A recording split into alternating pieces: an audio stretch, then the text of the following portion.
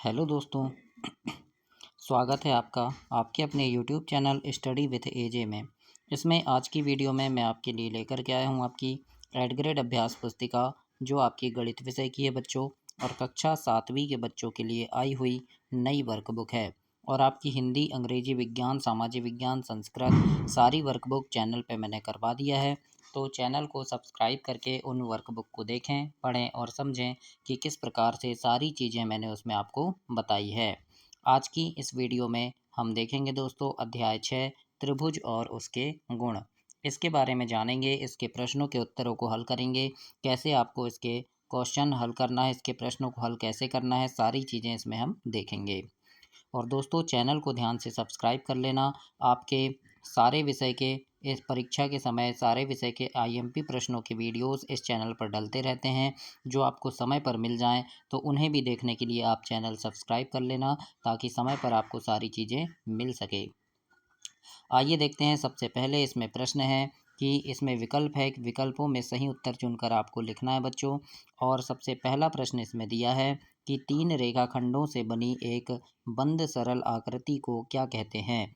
तो 3 रेखाखंड से, जैसे ये 1, 2 और ये 3 रेखाखंड से बनी है, इसे हम बोलेंगे त्रिभुज। तो ये सी नंबर इसमें सही उत्तर होगा, त्रिभुज। प्रश्न नंबर दूसरा पूछा है, समबाहु त्रिभुज के एक कोण का माप कितना होगा। तो एक कोण का माप होता है बच्चों 60 अंश। इसमें बी नंबर सही है। समबाहु मतलब इसकी पूरी भुजाएं समान हो, तो ये भी 60 होगा, ये भी 60 होगा और ये भी 60 होगा, है ना। और तीनों कोण मिला के कितना होता है, 180 होता है। तो 60-60 अंश के पूरे कोण होते हैं। तो प्रश्न नंबर 2 का सही उत्तर बी नंबर होगा बच्चों, 60 अंश। और प्रश्न 1 का त्रिभुज होगा, सी नंबर। तो इस प्रकार से आपको प्रश्न 1 और 2 को कंप्लीट करना है दोस्तों। अब हम देखेंगे प्रश्न नंबर 3। तीसरे प्रश्न में आपसे यहाँ पूछा है, एक त्रिभुज में मध्यिकाएं होती है। तो कितनी मध्यिकाएं होती है, 3 मध्यिकाएं होती है। तो ये सी नंबर इसमें सही उत्तर होगा, 3। चौथा प्रश्न है, दिए गए चित्र में x का मान क्या होगा।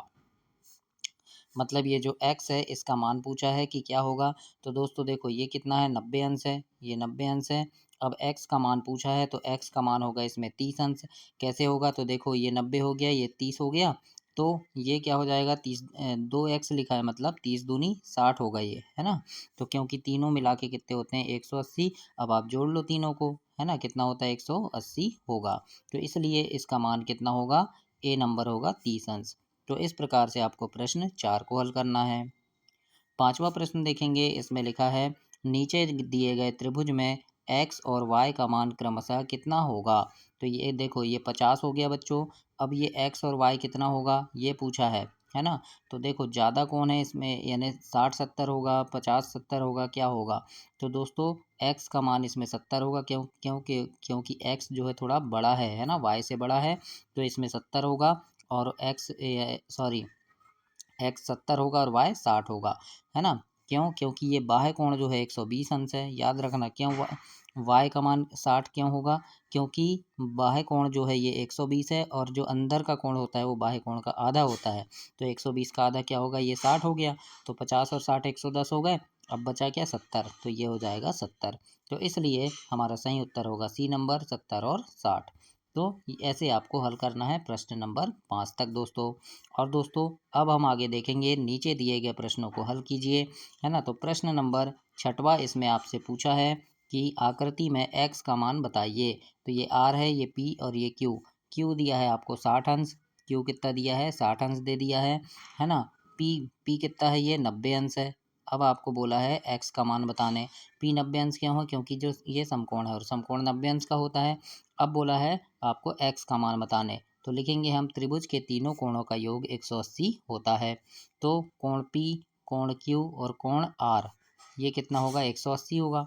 तो कोण P दे दिया है 90 अंश, दिया है ना कोण P 90 अंश, मतलब ये हम दिया नहीं है लेकिन समकोण बना है, समकोण हमको पता है 90 है, तो हम कोण P लिखेंगे 90 अंश, है ना। कोण Q 60 अंश दे दिया है, तो 60 लिख दिए। और कोण R हमको क्या करना है, ज्ञात करना है, तो ये x लिख लिया हमने, बराबर 180 हो गया। तो अब 90 और 60 को हम जोड़ देंगे तो कितना होगा, 150, और x जैसा का वैसा है, तो 150 धन x बराबर 180। तो x हम वहीं रहने देंगे और 150 को हम दूसरी तरफ ले जाएंगे, तो ये ऋण हो जाएगा। 180 ऋण 150 कितना आएगा 30 अंश। तो निकल गया x यानी r का मान, ये x का मान कितना आया 30 अंश आया। तो इस प्रकार से हमें इसे हल करना है प्रश्न नंबर 6 को।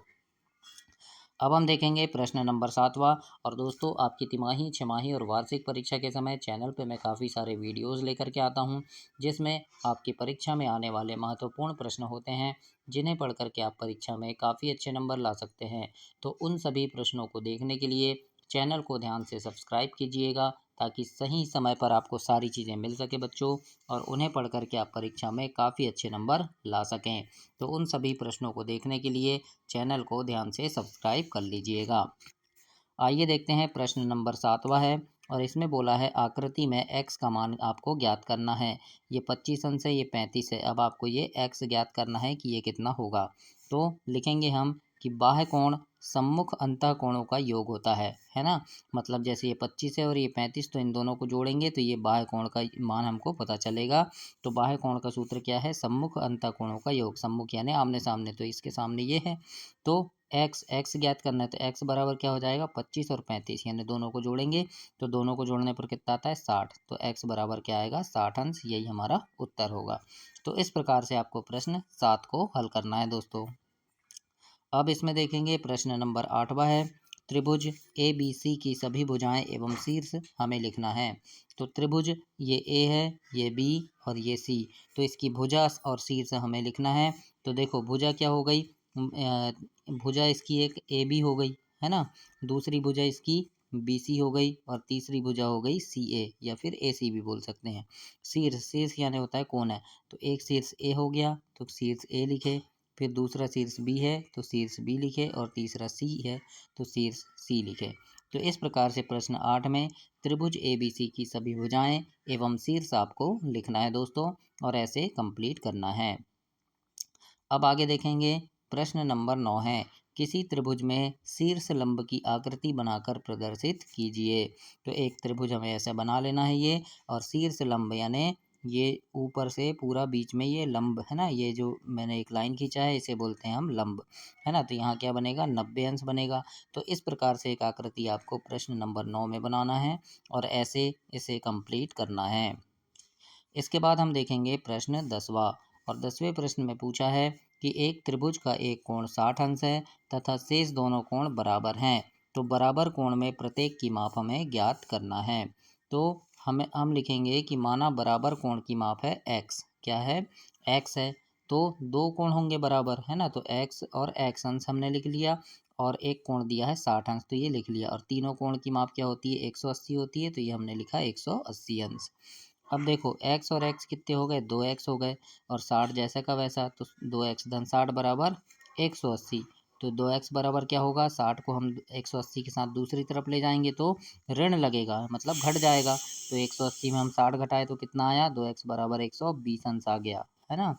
तो x बराबर क्या हो जाएगा, तो अब दो क्या, दो यहाँ गुणे में है, x के साथ गुणा में है, तो 120 के साथ दूसरी तरफ बराबर के दूसरी तरफ लेके जाएंगे हम दो को, तो वो जाएगा भाग में, है ना। तो ये चला गया भाग में। अब दो एकम दो, दो छिक्का 12 और दो शून्यम शून्य।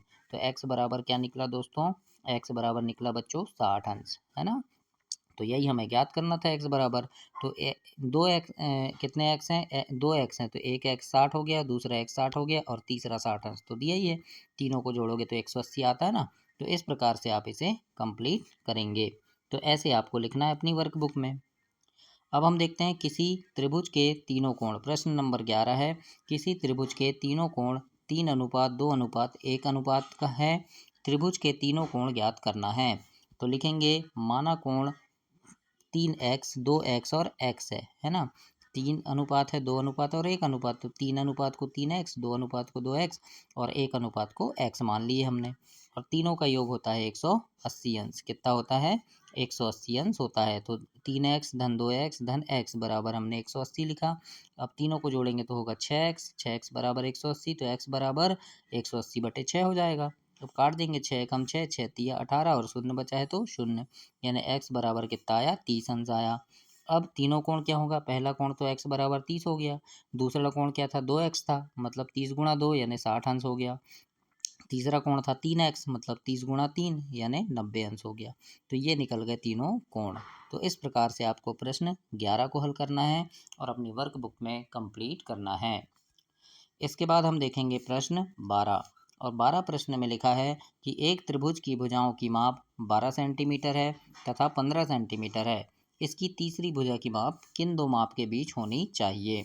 तो लिखेंगे तीसरी भुजा की लंबाई 3 सेंटीमीटर और 27 सेंटीमीटर के बीच हो सकती है ना। इस प्रकार से हम इसे लिखेंगे, क्योंकि 12 और 15 को जोड़ेंगे तो देखो ऐसा क्यों आया, हमने 3 सेंटीमीटर और 27 सेंटीमीटर क्यों लिखे, क्योंकि देखो 15 में हम 12 घटाए तो कितना आता है 3 आता है, और 15 में 12 को जोड़े तो कितना आता है 27। इसलिए हम क्या लिखेंगे, ये 3 सेंटीमीटर और 27 सेंटीमीटर के बीच हो सकती है। इस प्रकार से हम प्रश्न 12 को हल करेंगे बच्चों। तो ऐसे आप अपनी वर्कबुक में इसे कंप्लीट करेंगे। अब हम प्रश्न नंबर 13 देखेंगे, और उससे पहले बताऊं दोस्तों कि आप कहाँ से मेरी वीडियो देख रहे हैं, अपने गांव का, शहर का नाम कमेंट बॉक्स में कमेंट करके बताइएगा, ताकि मुझे पता चले कि आप किस जगह से मेरी वीडियो को देख रहे हैं। और आपको कोई चीज़ समझ नहीं आ रही तो वो भी बताइएगा कमेंट करके, ताकि मैं और अच्छे से आपको बता सकूँ। और चैनल सब्सक्राइब कर देना बच्चों, आपका एक लाइक एक सब्सक्राइब मेरे बहुत काम आएगा, तो उसके लिए आप चैनल को ध्यान से सब्सक्राइब कीजिएगा। आइए देखते हैं प्रश्न 13 है। एक त्रिभुज की भुजाएं 3 सेंटीमीटर, 4 सेंटीमीटर और 5 सेंटीमीटर है। निर्धारित कीजिए कि क्या वह एक समकोण त्रिभुज है। तो हम लिखेंगे, हम जानते हैं कि समकोण त्रिभुज में एक भुजा का वर्ग अन्य दो भुजाओं के वर्ग के योग के बराबर होता है ना।